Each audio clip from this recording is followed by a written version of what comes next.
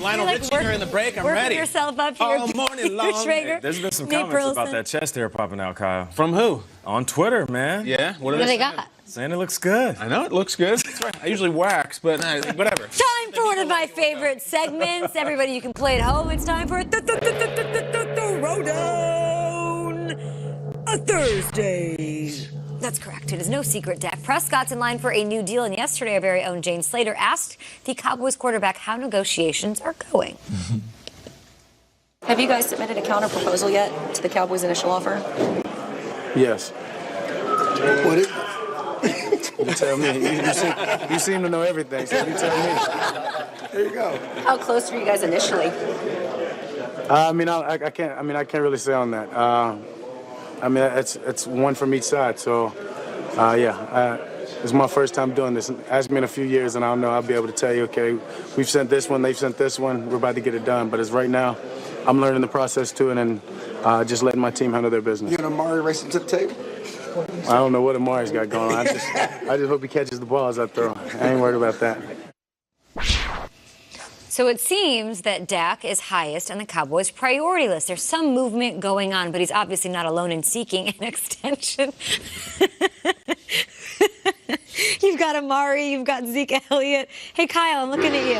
I'm really looking at you. Who should be higher or highest on the Cowboys' priority list, Zeke or Amari? It's hard to do, but Nate may be insecure. I'm going to keep hammering this home. Last year, this is the thing that happened. Before Amari Cooper joined the Cowboys, they had 3 games of 20-plus points. After Amari joined it, they had 8, including both playoff games. I think we're actually underselling how much value he brought to it. And we keep saying, and I've seen it everywhere. Will this be the year the Cowboys offense take off? Last year it took off, guys. You remember that game he had against Washington? He was a superstar. He already made the difference.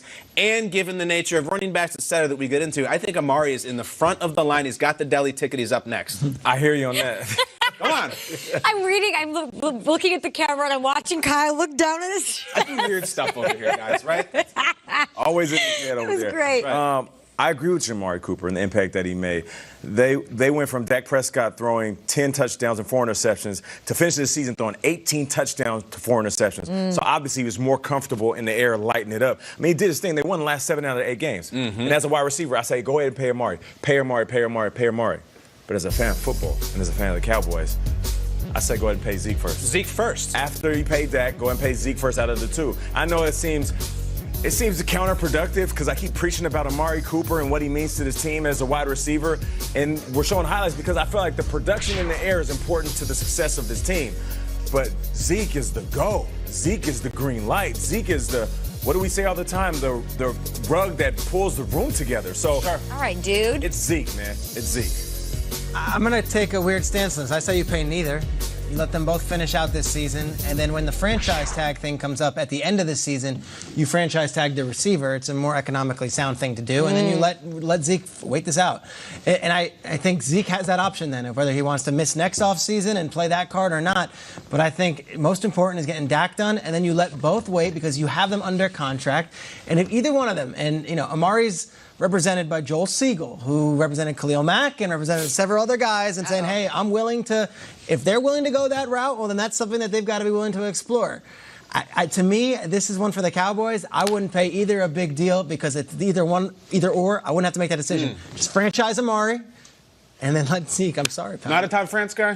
Todd France is Dak's guy. Got it. Okay. We're gonna do a true detective board of all the agents. Yeah. What if they do it chronologically and take care of Amari just because his deal's up fast, like sooner? It's fair. I mean, Zeke, they have him good for 2020. Like, what if they explained it that way? Let's just do it chronologically. It makes sense. Let's do it cleanly. You recall like that. The Seahawks a couple years ago. That's what they told Cam Chancellor, and they actually stuck by it and said, we don't operate on your schedule. We operate on our schedule. And Cam missed the first month and came back without a new deal and kind of played out the deal. And then he got his new deal because it was his time. Like, that's just what the Seahawks did. Do the Cowboys have conviction to do that? We'll see. Going through all the headlines here on Throwdown Thursday. Let's get through these a little quickly because we've got a fun one here at the end. It was announced yesterday at the Spring League meeting that Cleveland will host the 2021 NFL Draft. Kansas City gets the honors in 2023. 2 very passionate fan bases, 2 great cities. So who provides the better game day experience, Triggs? Chiefs Kingdom or the Dog Pound? Yeah, this is tough. I think I've done a bunch of Browns games. I've done a few Chiefs games. I'd say these are two of the best game day experiences. I'm going to say Chiefs, but not because of the product on the field or because of even the noise, whichever one. The pregame atmosphere Talk about it. in Kansas City is so darn cool. You start pulling up to Arrowhead from about 20 miles away, and it's just tractor trailers lined up one by one by one. It's an amazing tailgate to barbecue. The Browns one's cool, but it's right on the water, and it's in the city, and it's kind of one where there's hotels and then Rock and Roll Hall of Fame, and then you go there. I'm just saying pre-game atmosphere. I can get to Kansas City at 7 a.m., and it's packed. That's what they roll with. I'm going to go Chiefs. Their pregame is unbelievable. City Fountains. Early in my career, my TV career, before I was sitting in the studio every day, I was on assignment, so I would go to these games. Browns games, had a good time. And what I like to do, because I never went to a tailgate before my career ended, and I enjoyed Cleveland. It was fun. Like, it was fun. I could just say it was really, really fun. But I went to Kansas City, and I did a game with Chris Rose. And the tailgate was something like I've never experienced in my life. I had a brisket that would blow your mind. And I also had a punch. Talk about it. I also had a punch that had a little bit of too much punch in it. I had to sober up before we got back on air, if you know what I mean. But I would say the food, the atmosphere, the people, Kansas City was just different.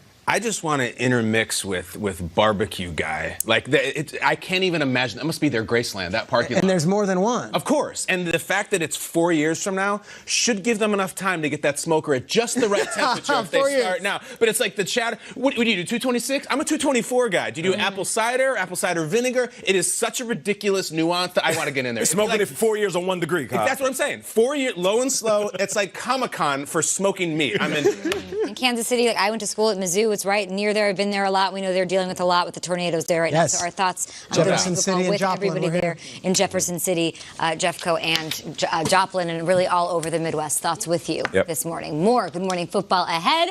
We've got so much going on. Landon Collins is on the show. We're going to react to his spicy comments from a little bit earlier. And you guys can tweet the show about which running back you think is better, Zeke Elliott or Saquon Barkley. That vote and champion will be crowned tomorrow. And what else, guys? Okay, I heard you're going to have eggs. Okay, we get it. You guys know we're breaking eggs.